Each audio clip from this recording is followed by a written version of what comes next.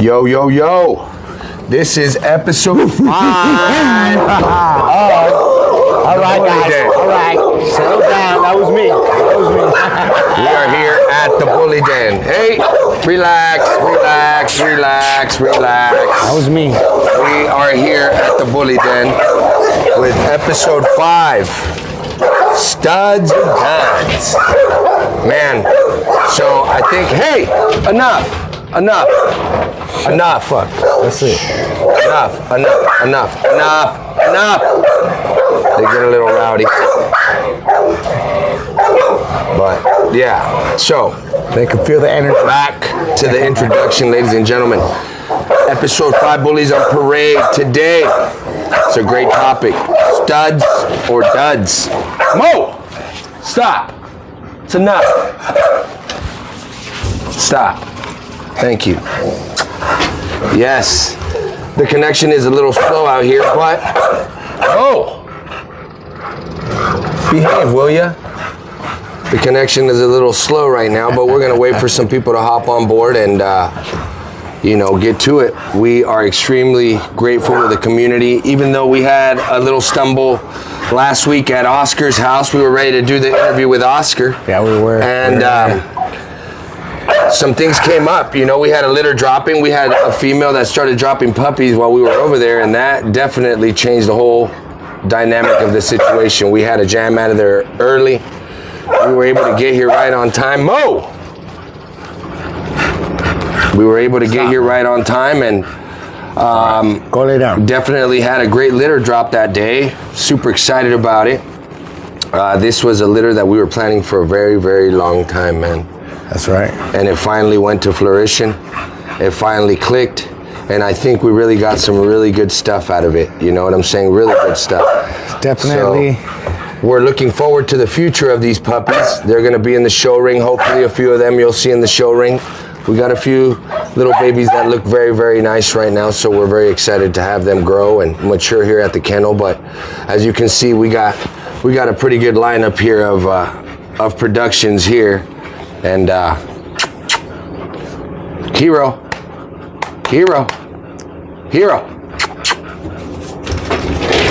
There he is. Big Haas.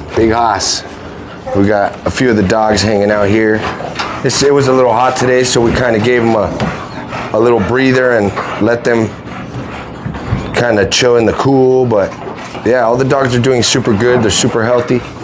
We're super excited about this litter that dropped. We got another female that's hopefully gonna be dropping some more pups here coming up in the next 2-3 weeks. So we're excited about that too. That's also repeat breeding that we have going on. But yes, we are here at the Bully Den. Live in effect. And we are live and direct. And like I said, we all kind of had these fallouts because of the puppies, but that's the dog life, man. That's the dog life. I mean, you're gonna always be ready to drop whatever you're doing at a heartbeat and go and tend to your dogs if necessary, So that to us wasn't really an option. We went with what we knew we needed to do, and so we're very grateful that Oscar had us over at his house. And most definitely that episode is going to be episode 10. The season finale of Bullies on Parade will be with Oscar Gomez, and we're gonna set that one up real nice.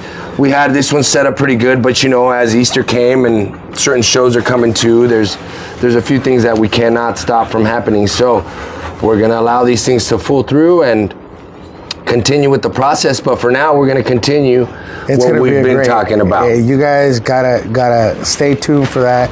It's gonna be a great set of information, great just conversation, and we do everything live. Yeah. We don't record nothing. We no pre-recording. We don't sit there and ask, we're gonna write down questions. Now it's all live. It's gonna be in depth. We keep the microphones live. All the time. And with that being said, today's episode is pretty interesting because today we're going to be talking about studs. What makes a stud? You know what I'm saying? Is it where the stud came from? Is it a dog that can produce and reproduce himself? Mo, stop. Is it a dog that that carries his lineage and throws the same type of dogs, or is it a different type of animal that all you really use the stud for is to carry the name, you know, as far as kennels producing or anything like that? To us, it's very important that we add the right complementary studs in our yard. Super important, you know, for the foundation of our stock. We try to definitely take our time and really engulf in what the pedigree is and what the dog is himself before we even consider having the dog on board to do his duties, you know what I'm saying? So to us, one of the primary factors is, can a dog reproduce himself? You know, can a dog reproduce himself? Can a dog throw himself with any type of female that you bring on board? What can that dog do? That's really where it comes down to us, you know. We see a lot of productions and we take that into consideration of these dogs dropping. We see a lot of different points of views too, how you go about it. You know, a lot of people are like, oh, I'm gonna go with the name, the brand. Travis Smith, congratulations on your first male. Man, I hope that dog turns out for you, does exactly what you need to do. Oh, it's gonna, I bet. You know what I'm saying? Shout out to Travis Smith for hopping on board. Yeah, so, you know, to us, it's really, really important who we go to, because we really don't want to stray too much from the bloodlines that we're already using and that we're already indulging in. Only because we believe in them. Right, because we definitely believe in them, and we've seen what they can do. We've seen what they can do with other litters. We've seen what they can do with other kennels. We've seen what they could do with other females. So, you know, getting to the subject of how do you go about picking a stud, and there's a few levels to it, obviously. You know, we look a lot on how he's bred. How he's bred. Is the dog line bred in his pedigree? Tightly, loosely. Can we add a little bit to it, or is that look gonna stamp onto what we're trying to do? A lot of the times when we go to a stud, we go to stamp the look, to stamp the health, you know, of the dog. So definitely we take all that into consideration. The phenotype is another one that we take into consideration. Obviously, you're looking at the geno, but the phenotype also has a lot to do, because you don't want to, you know, not complement your female. That's one thing about breeding, is complementing. So that's exactly what we take into consideration. Can that male complement the female that we have and add good characteristics to this female? Bring in good traits, bring in solid traits, you know, depending on why you're breeding to the dog, right? That's right. There's certain type of dogs that you breed to that'll add rears, right? That'll fix angulation, that'll give you some angulation. Bunky, what's going on, brother? Good to have you on board, man. We got back on episode 5. We've been a little off track here with it, but you know, we're hopping right back on it and doing our thing. You know, it's been a minute, but we're definitely excited. And just before you guys hopped on, we were talking a little bit about this last litter we had, which was very, very nice. Yeah. This litter we had is absolutely beautiful. I mean, the colors in it are excellent, and you know, we're super excited. And the reason why we're excited is because we believe we use the correct stud. I'm not gonna lie and shout out, you know. Shout out to Oscar Gomez. Shout out to Oscar Gomez for allowing us to for directing us. For directing us and allowing us to be able to use one of his very nice males that produces very, very well. Not just once, you know, but this is... We've used a few of his males, and I got to tell you, man, if there's something that we can definitely take from that, is that it's so well bred. On this particular stud, he shoots what he shoots. Yeah, and he's very good. It was Hitman. We used Hitman, and Hitman is he's a monster, man. And when you look at him, he's a big boy. So we bred him to a female that was very, very petite, clean, correct, And I think we really hit the mark with this one, you know. I think he always hits the mark because this is and you know, we've used King, which is another one of Hitman's sons, and he produced some outstanding litters for us too. And consistent. Very consistent. Very but you consistent. can see the consistency in that. Right. So you know? so and there lies in, you know, what is that stud really meant to do for you? Is that stud meant to help you produce a better dog? Is that a stud meant to produce a show look? You know, there's different types of situations that you would go about. But for us, we take the genotype, the pedigree, into high consideration. And the phenotype as well. It's a complementation.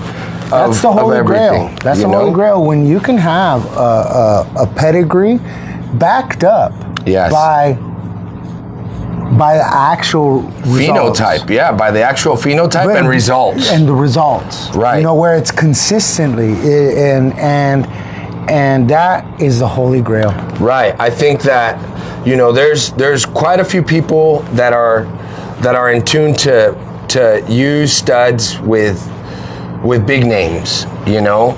In our community, I think we're sold a lot by, and I think they do a great job of it, is the promotion of the stud. You know what I'm saying?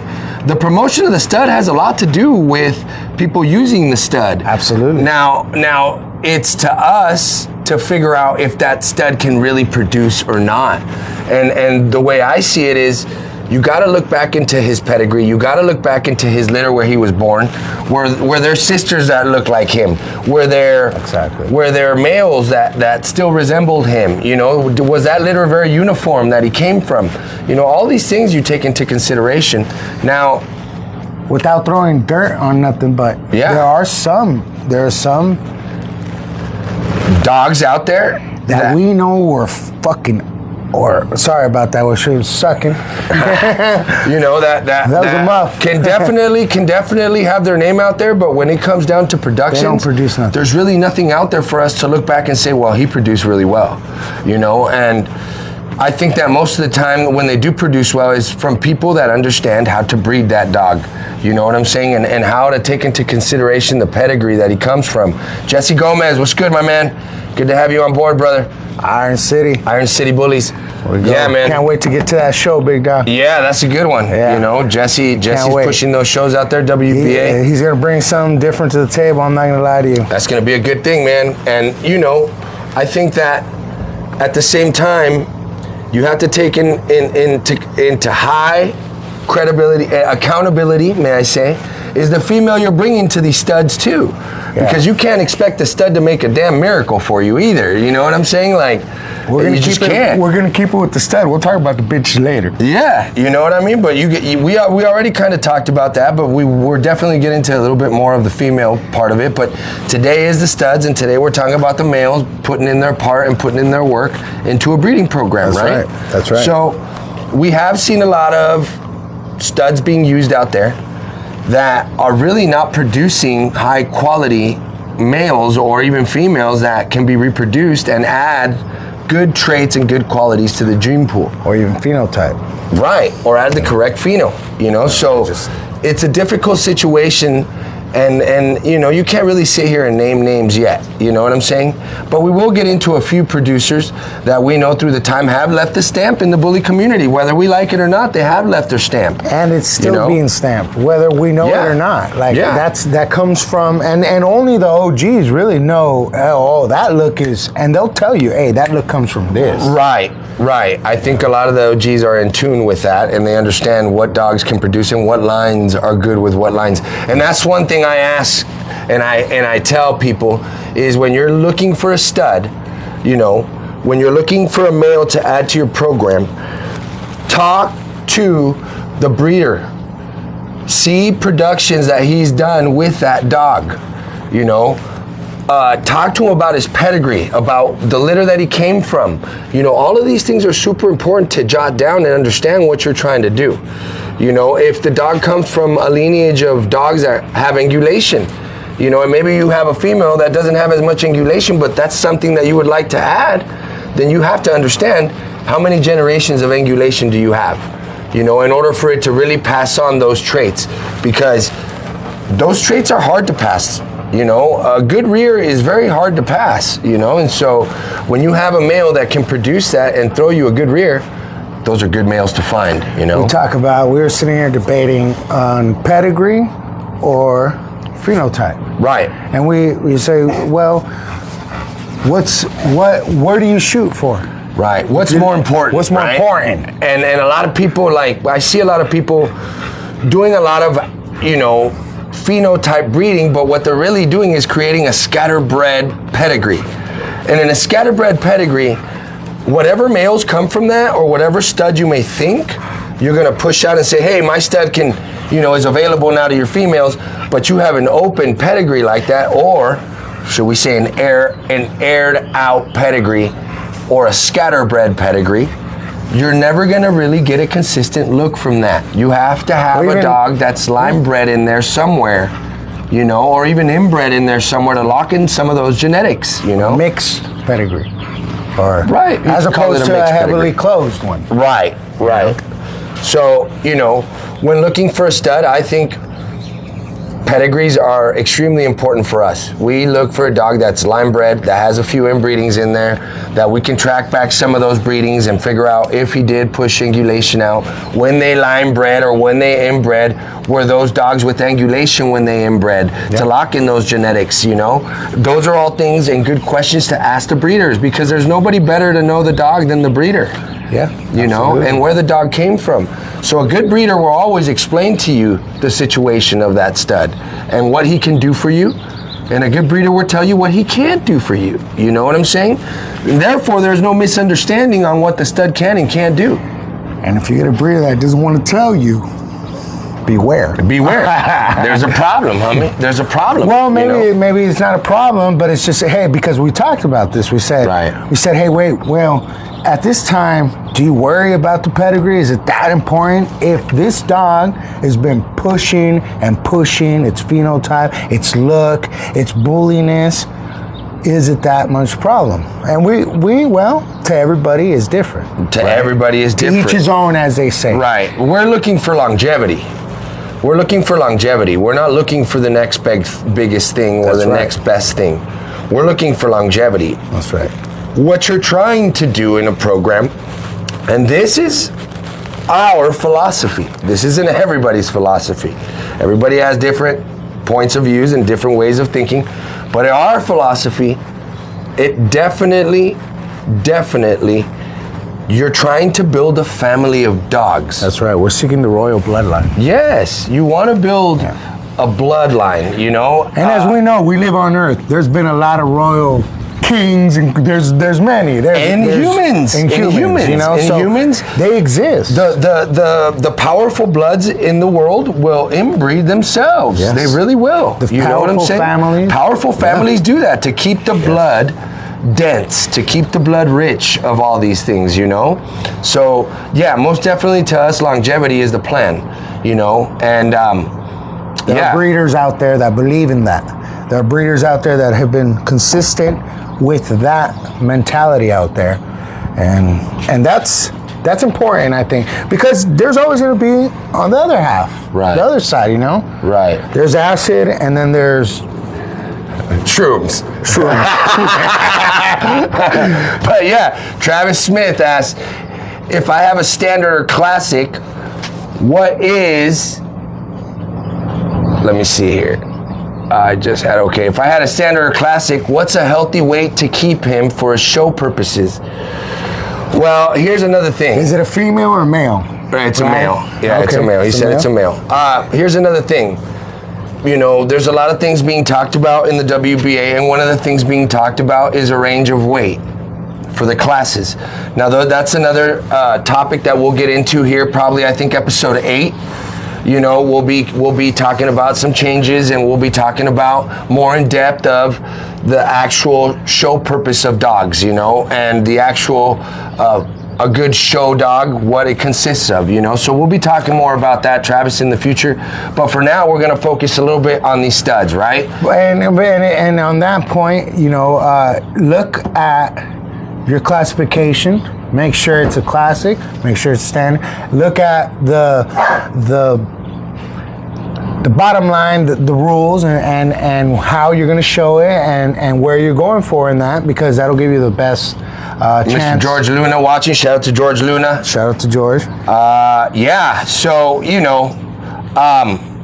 like we were saying, studs are definitely an intricate part of your breeding program and who you bring in, right? Especially if you're trying to really build. And like we said, longevity to us is first thing, and health, alongside type. You know what I'm saying? You have to have the type, no matter what. If the dog can't give you the type, then it's very difficult to consider him a real producer. That's right. Because no matter what, type is what solidifies what kind of dog he is, right? So you're not gonna have a dog that looks like a Doberman and call it an American Bully, right? So to us, the phenotype is very, very, very important as well.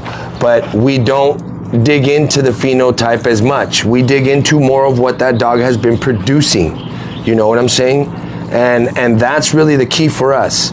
How can we bring in that stud to help us continue to create what we believe is a healthy American Bully? You know what I'm saying? So to us, it's very, very important that we go about it. Now, what makes, or what would people consider a good stud? Is it production-wise? Does he produce the same look as himself? Does he give you a lot of males? Does he give you a lot of females that can actually produce? There's a lot of intricate things that you may want to consider when bringing in a stud. These are all things to think about, Health is very important. Absolutely. Absolutely. You don't want to bring in something that's gonna put health second. You know what I'm saying? You don't want to put anything that's going to bring the health level that you may have already created in your kennel and bring it down because you're trying to go by a look. You know what I'm saying? Health should be the most important thing. Sometimes I wonder, even because sometimes we use, it doesn't come out right. Right. Right. Sometimes I just scratch my head on that. As a person, we go through ups and downs. Yeah. As a breeder, nothing is certain, man. Nothing is for certain. So everything you do is pretty much a guess. I mean, it's an educated guess. You know what I mean? It's a hypothesis. You know what I mean? It's an algebraic equation. It's an algebraic equation.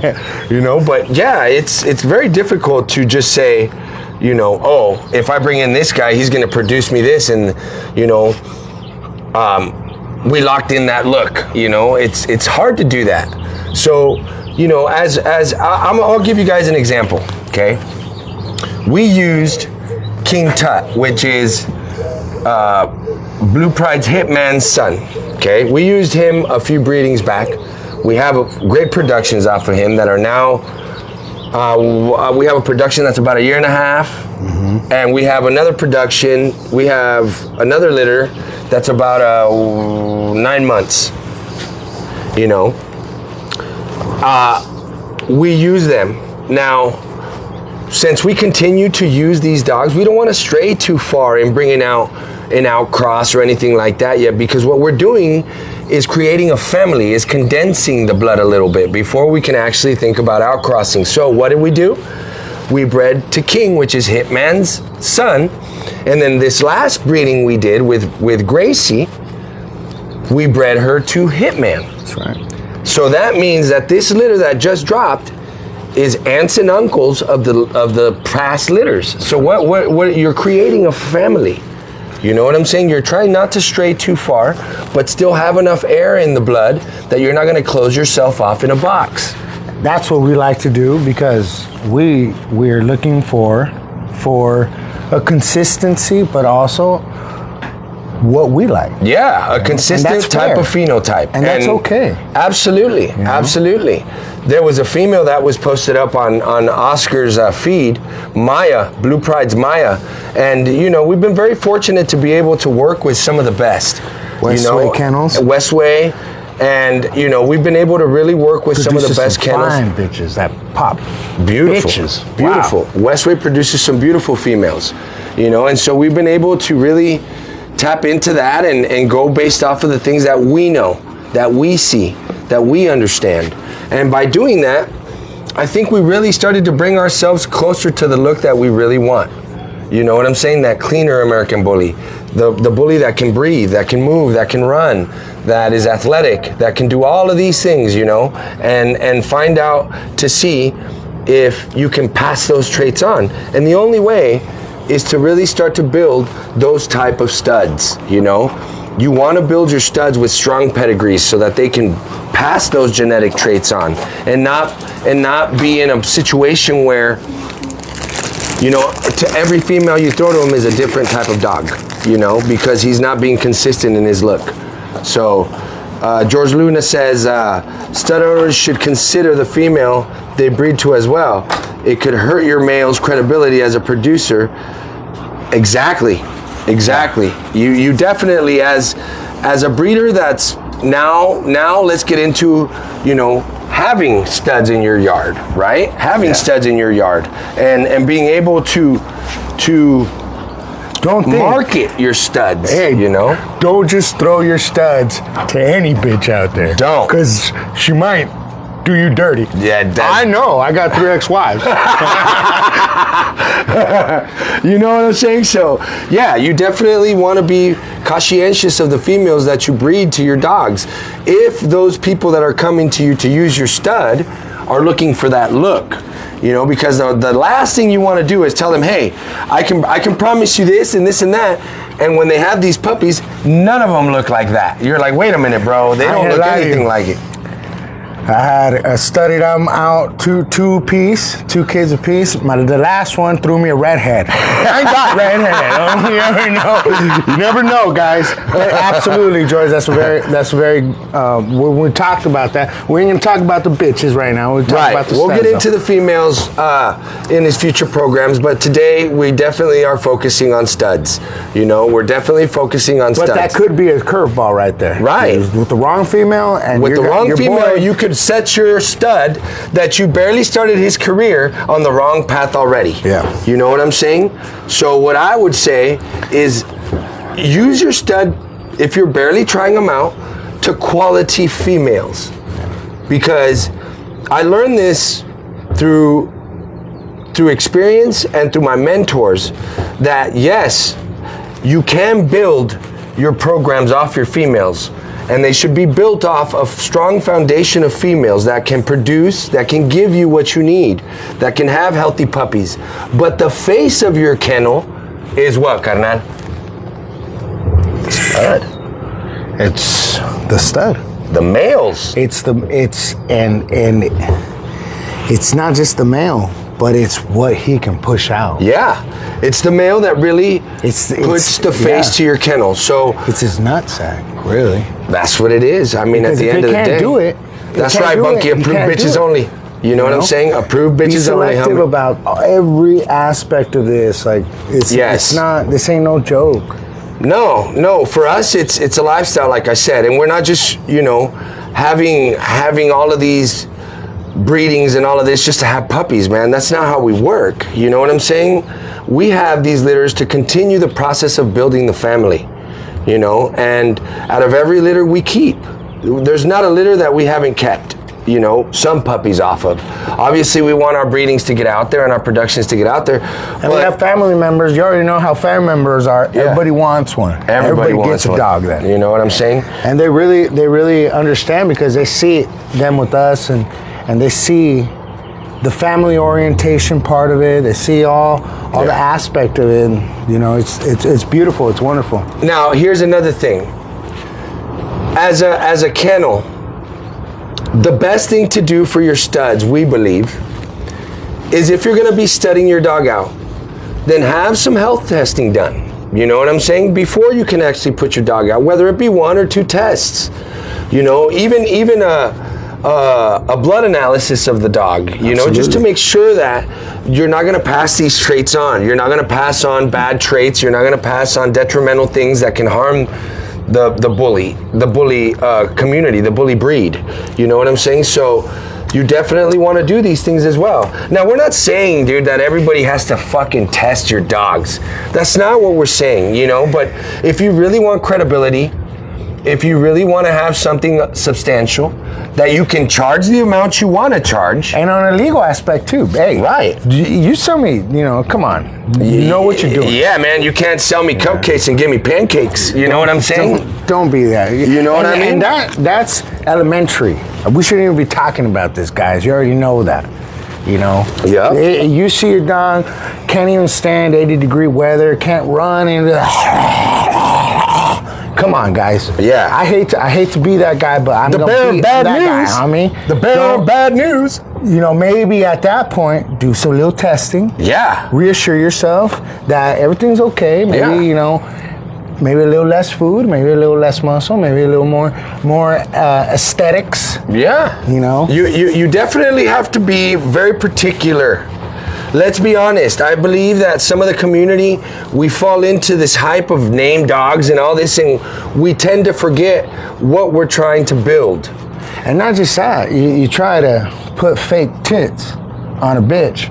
She ain't got big tits, she's just got fake ones, you know? Yeah. If the dong does not fit, don't try to make it. That don't mean that she's gonna pass those, exactly. Things. If you falsely did these things, it's a falsie. It's a falsie. A falsie. I mean, it might be big. You might have had a little extra, minerals and vitamins, but it's a falsie at the end of the day. And he cannot sustain.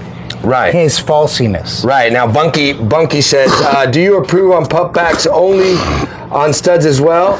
Oh, sorry. Do you approve of pupbacks only or on stud fees as well? What's your outlook? That's all business, homie. It's however the business orientation is. The old school did it different. I mean, look, for example, if there's per se a dog that I've seen in the show ring, a female that I've seen that's the type of female that I like, and I kind of ask the guy with the dog, hey, where's this female come from? And I do a little more research on the female, and then later down the future, I get asked, hey, would you do a pup back with my female? Looking at the female, I would definitely do pup back deals with the approved females. And the only reason why I would do that is because I would want that type of outcross, whatever it may be. That it has to be convenient for us. Not just for us either, but if it was the paper, you wouldn't take a pup back. Yeah. You know what I'm saying? Like, if it was for the paper and you're in it for the paper, you wouldn't do no pup backs. Now, there's certain situations where, they bring me a female and I really don't have the necessity to use that blood or bring in that blood, then we won't do a pup back. And that's going to be nice. And see what we got. Here we go. We reconnected. We lost you guys for a second. Like I said, we're here at the kennel, but yeah, definitely something that we tend to look forward to as far as that goes. Even with pup backs, I think that we're very in tune to not do a pup back unless it's valuable to our kennel. And you know what I mean? And to the entirety of what we do, right? Which is to preserve the American Bully in a correct manner and fashion, shape, way, and form. That's important too, because I hate to say it, there's there's some times where you want to put a stop to something. Bunky says folic acid helps puppies not develop soft palates. Yes, correct. Yes, folic acid and calcium. It also helps humans not do that. That's why you get prenatals. Yep, prenatals, man. It's the same thing in humans. Minerals are super important for calcium. A female that's developing puppies. Calcium. You know what I'm saying? Jesse Gomez says, I'm at the point of calling in all mine or pet homing only. Well, sometimes I gotta tell you, man, sometimes you gotta make these harsh decisions, and if it's the best thing to do for your kennel is to start over and bring in different things that you want to, then that's what needs to happen. We've done it.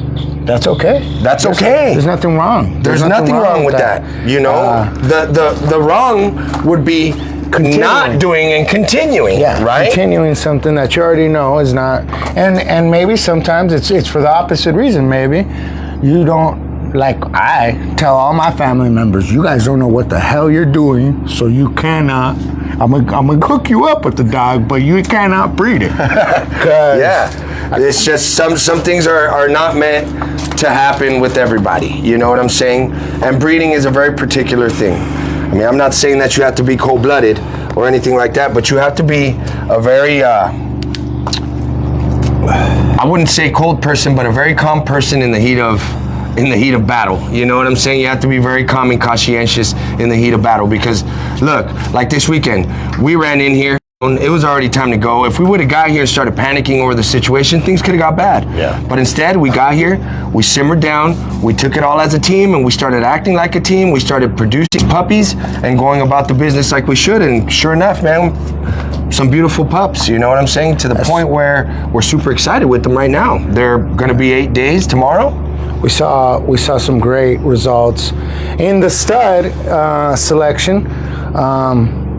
Correct, continuous, nothing that overwhelmed us. We knew exactly what was going on.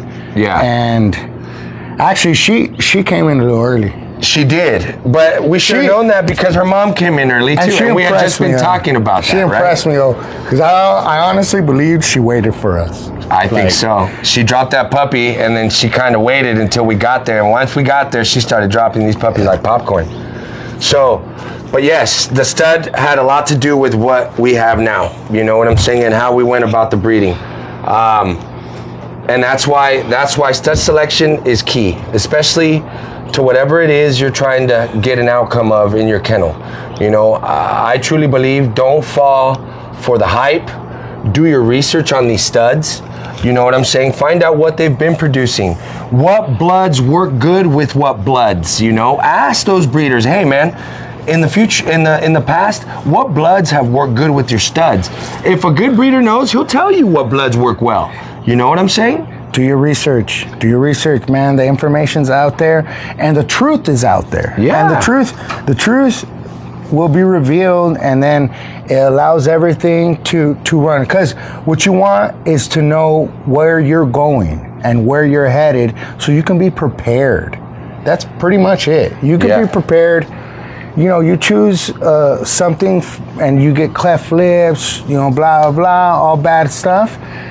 Be prepared for it. Yes. You might get a beautiful one, but you're gonna have those genetics in there. You're gonna have those genetics in there. For the future of that dog. Yeah. If it's a stud, especially. Yes. Be prepared for what he's gonna throw. Yes, because and I'll tell you what, I wouldn't put a stud out if that stud came from a litter that had cleft palates.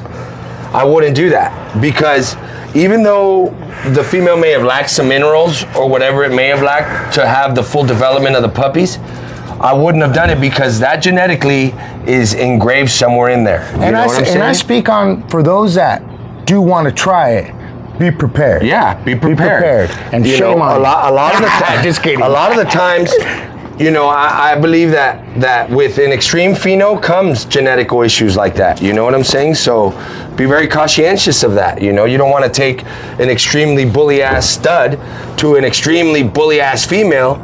You know what I'm saying? There has to be a fine line between all of that. And a show dog is that fine line. It's a beauty pageant. You know what I'm saying? It's a beauty pageant. At the end of the day, it's a beauty pageant. You know? And you're not going to put a big, humongous monster out there compared to these beautiful petite females. You know, it's just difficult to kind of comprehend that. You know what I'm saying? So, yo, what's up, Jeremy? Pack Edge. Pack Edge. There you Bunky says it's insane how deep genetics run, even giving early birth. Oh, man. Yes, bro. And we talked about that, right? The last episode, episode 4. We dug deep into that. You know what I mean? We go deep into it all, really. And outside of the camera, we continue to talk about it, and everybody should too, you know? Yes. You guys comment on this stuff and lay down your education too, because people read the comments. You know? Absolutely, man. Even after after the live is done, the comments still continue. So, I mean, if you guys have comments on there, you know, feel free to tap in. You know what I'm saying? Because we can go deep on it. You know, we can go really deep, but we just want to kind of stay focused on today. Right. We don't want to talk about the past. We want to talk about the present. Right. And what we've learned from the past. What we've learned from the past is big. You know what I'm saying? And from studs of the past. Now let's get into That's this. right. You know, there were a lot of studs in the past that really contributed to what the American Bully is now. Whether we like it or not, these are things that have happened. Absolutely. You know? So, I mean, as far as like a dog like Gotti, you know, absolutely. Gotti line is out there, big producer, got bred to a lot of females. Pedigree a little questionable, but he threw what he threw. You know what I'm saying? Consistently. Dax as well. Absolutely. Whether we like it or not. Dax was also bred to a ton of females and saturated the American Bully and he blood, you know? And he threw the Dax. He threw that Dax look, you know what I'm saying? As far as, you know, and again, that's another pedigree that, you know, being honest, you question. You know what I'm saying? Like, but these that brought upon. Now, I guess you could say at this point, a level of evolution, you know, even though to me, when you're considering, and I hear this a lot about evolution of the American Bully and how it's evolving and all this, like let's be completely, the standard must stay suited the whole fucking time. You cannot change with the times. That is why a lot of the breeds in the AKC have maintained for 100 years. They all been looking alike. If we want to be able to have that same outlook on the American Bully, then we cannot think that evolution is going to be the way to go for us. That's one direction. You know, we talk about the pedigrees that are questionable, but if you do your research, there are those that are not questionable, and it's interesting when you educate yourself to this, because that's what we're talking about. Does a stud have to be with this prime pedigree, or does it just have to push what it says? Produce what it says it does. Now, does the pedigree have a lot to do with what he pushes? Yeah. You know? Does it have to be a stacked pedigree? No. You just have to have the right dogs in there. You know what I'm saying? You have to have the right dogs that have been able, like, for example, grandfather produced, great-grandfather produced. You know what I'm saying? And you really have no sense of loss there, because you see it through the generations what he's been pushing. And that should be the way of nature. There has to be an outcross somewhere. So you don't close yourself in as a bloodline, you know? But at the same time, that doesn't mean evolve. That doesn't mean change. That doesn't mean that the phenotype has to change. You know what I'm saying? It really doesn't. If we want to consider ourselves a strong breed, then we have to understand that the only way to really do that is to maintain the standard. Whether people like it or not, that's what we have to do. That's right. That's what we have to do. Follow the criteria. Follow what the standard is written, because it's an outline of how to build the fucking dog. I'll tell you, from the inches, from everything, to the weight, to the look, to what it's supposed to be, and that's why the standard, and we talked about this when we talked about the standard. That's why the standard is important. That's why the standard exists. Exactly. To keep us honest. Now, do those studs that you're looking for need to fit the standard? Absolutely. They should fit the standard. You know, if that's what you're trying to look for, regardless if the dog is bully or not, he should fit the standard. That's right. He should fit the standard, you know? And speaking of dogs from the past, like we were just talking about, dogs like Gotti, dogs like Dax, Waffle House is another dog that produced a lot of champions. That's right. You know, all of these dogs, you know, and we'll get into bloodlines in further episodes, but we might even get into the programs that produce these. Right.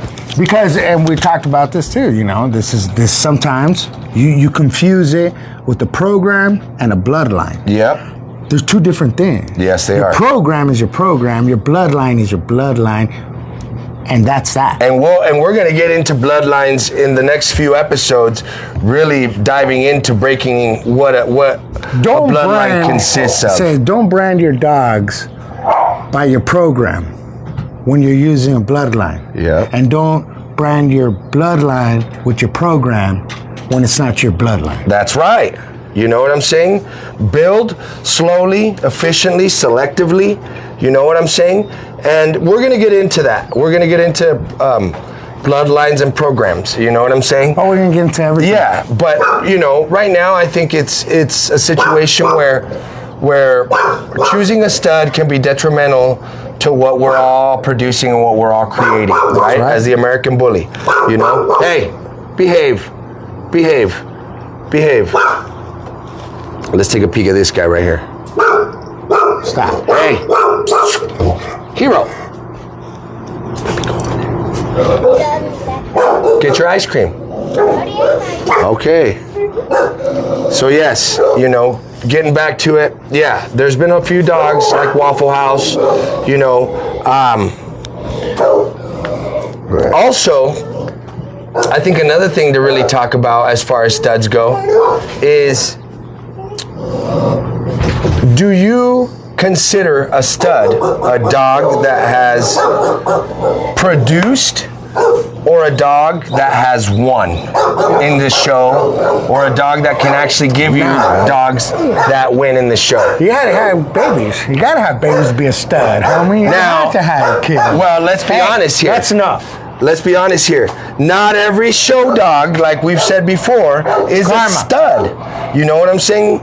A lot of show dogs are not real studs. They haven't really produced. More of it is, I believe, is their littermate brothers and sisters that come from those litters that can actually produce that look. And it's amazing how that works. You know, a lot of the times, and I'm gonna be honest, from what I've seen, a lot of the good show dogs, as far as males go, are not producers. You haven't seen other males that look just like them. You know what I'm saying? And let's be honest, I mean, Hangman is a beautiful dog, and Blue is a beautiful dog, but really, I mean, to me, there's a lot of differences between the dogs. They have a similar head, but there's differences to them, you know? Obviously, the way they were bred, and this isn't taking away nothing from those dogs. They're beautiful. We have a Blue daughter. That's right. And she produces great.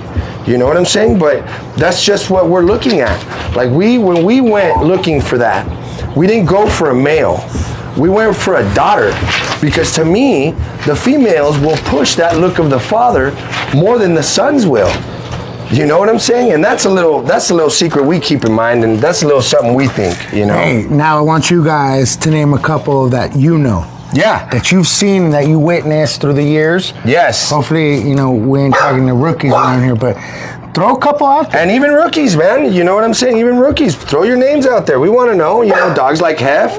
I mean, Jeremy has a nice pup right now, Chama from Hef, that he brought back. I mean, George Luna has brought some Amstaffs back from like 25-year-old semen. You know what I'm saying? Like, there's studs out there that actually can do it. Can do it through generations. You know what I'm saying? So if there's any of them, write them down. Shoot them out there. Because they're important. They're important. They're the ones that are going to be important. Absolutely, man. Absolutely. And, you know, we've always came to that conclusion. I mean, honestly, even Zero. You look at Zero, and Zero hasn't really produced anything that you would say, holy shit, you know what I mean? Like, and this is just fact. This is just what we see. Yeah. You know what I'm saying? This is constructive criticism. Yeah, this isn't to down anybody. No. We want to see another Zero. Well, you know, we'd like to see dogs that can fit the standard correctly. You know what I'm saying? That's definitely something. You know, but we're not taking anything away from those dogs. All we're saying is that not every show dog can produce. Is a stud. That's right. You know what I'm saying? That's all we're saying at this point. That not every show dog is a stud. And not every stud is a show dog. You know what I mean? So we all have to be very vigilant in our own kennels, and the word here is, again, kennel blindness. To know what is what. You know what I'm saying? Don't be kennel blind. Don't be kennel blind. Well, I should go cross-eyed. You know what I'm saying? You don't want to go cross-eyed. Don't go that way. You know? You guys are better than that. But definitely, you know, studs are a big part of our community, and we as a community need to understand how to use these studs to best benefit your programs. You know what I'm saying? They don't have to be studs that are known through the whole community. You just have to know what you're working with. You know what I'm saying? What you want to produce, how you need to follow the standard. What females do you have in your yard that can complement that stud, and that stud complement your females? You know what I'm saying? If you have to justify that's a new category on them silly fun shows. Best stud, and then you take a male, the stud, and then his prodigy. That would be a good one. That'd be a good one. Yeah, That's that would be a good consistent. one. That'd be legit, dog. That'd be like, the damn, stud of studs. stud of studs. The stud of stud. $1 million prize or whatever fancy numbers they throw out there. Because people be, gosh. You know, they get a little extravagant for sure. You know what I mean? But to each their own, and you know, more blessings to the community if everybody's enjoying what they're doing. You know what I mean? Absolutely. And if they can actually, fuck, I mean, I'd love to see that. I'd love to see that. Yeah, put up, you know, the stud and the productions. You know, that's a fun show. I might show up at. Maybe. But yeah, man, I don't really you know, do fun shows. We all have our theories on studs. We all have our theories on breeding, right? But I think that the one thing that we all need to get it is breed to the standard. Find studs that can help you do that. Right. Find studs that are well bred. Find studs that will give you that type that you're looking for. And I've done it with prior bitches. And to George's direction, maybe find a stud that you think you can help with the prime bitch. That's right. And what George says, you know, you got to be very selective on the bitches you bring to them studs, especially if you're building a career for that stud. As a breeder, you should always want to try to help whatever breeding you're doing, not just for the money, not just for the fame. Like Magic said, I don't want the money, I don't want the fame, but to win. Yep. To win. And the respect. You know what I'm saying? At the end of the day, respect is everything in our community, I believe. If there's no respect, then we're kind of lost a little bit, you know what I mean? There has to be respect for the old school. There has to be respect for people that have laid the way and paved the way for us. You know, take into consideration those old bloodlines that still have those studs available for you. Those are really the studs that I would look into more. And we'll take solidified bloodlines. We'll take it a little deeper too. Mad respect to the old programs. Yeah, that are still ticking. Yeah, that are still ticking. You know, there's some programs out there that are still working. There's some programs out there that are still producing studs. Older programs from the past that are still about it. You know what I'm saying? We just have to do our research as a community and as breeders to be able to find these things, to be able to find the right complementary situation where both female and male can come out winning from the situation, right? Where you can put two together and they're gonna really produce something nice, you know? So we appreciate those type of studs, you know what I'm saying? We appreciate those type of studs. And at the end of the day, good dressing. We really, really, really want people to understand how we work, you know, and this doesn't work for everybody, you know, and like we've said before, this may not work for, you know, so-and-so, but it works for us, you know, and the way we go about things and the way we selectively break down pedigrees to be able to find our studs. Now, we're not going to get into breaking down pedigrees today and all that. I think that's based for another episode. This was just talking about studs. We were out here, we were thinking to ourselves, hey man, it's been a second since we got on. Last week we were going to have the interview, but things happened and we had to come out here and do this with this litter, you know, but thank God everything worked out, and the plan is still to go with Oscar episode 10, so we can't miss that one. We are available on Spotify, on YouTube, on Facebook. You know, check out the page on Instagram at esco_bully_den. Make sure to like and subscribe, man. Share. You know what I'm saying? This, like I said, we don't do this for for anything else but to try to give information that we've done, you know, and try to help people the best way that we can. And to say what's up to all you guys, that we can't, you know, you're not in our backyard. Yeah. You know, all you guys are over there. But you guys are all welcome. Midwest and the East Coast. You know what I'm saying? Everybody all around. You know, we appreciate you guys. You guys are family. Yeah, you know? absolutely, man. And I'm glad we're making this community even stronger. Yeah. And, you know, we're just a small part of all this, you know. Like I said, you guys have so much education, so much levels of education. You know, there we are. Right, that's man. And we're all students of the game. No matter how long you've been in it, I believe that if you continue to have that mentality, you will always be great. And if you guys have any other like topics of conversation you'd like our opinion or, you know, our ideas on, hey, be free to write that down. Yeah, man. Comment. Hit us up. We read everything. We read everything. And we're an open book, like we've said before. You know, I gotta say one thing, man. That the one thing that I've noticed in these past like 2 months, right, is the output now of lives now of other podcasts and stuff like that. Yeah. You know what I'm saying? And hey, listen, man. If we can all put out information, great. But let's try to put out the right information. You know what I'm saying? And that's the one thing is let's be, you know, sensitive to what we're putting out there and you know, talk about things that you've done that have worked for you.